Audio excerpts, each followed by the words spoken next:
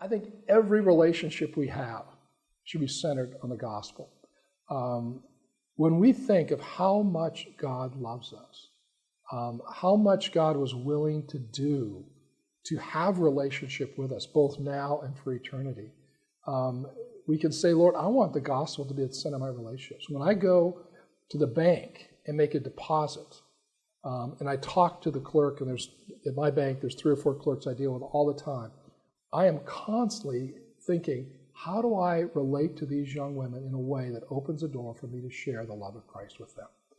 And the gospel is what drives me. It's not mainly there to deposit money. How do I relate to them? How do I build that relationship? And the other day, God opened the door.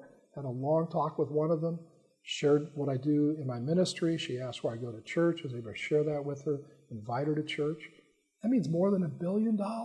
If that young lady comes to know Jesus, that's infinitely precious. The gospel is at the core of my relationship with my wife. Jesus himself says the relationship he has with his church is modeled after a marriage, a husband for his wife, the sacrifice, the oneness, and so on.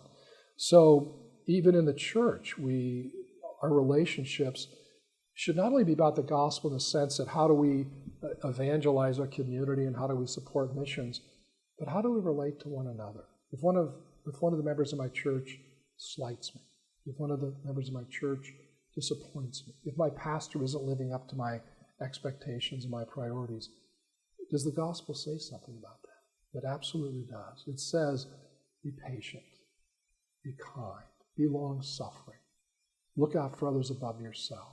Don't consider yourself better than others. It's all about living out the gospel.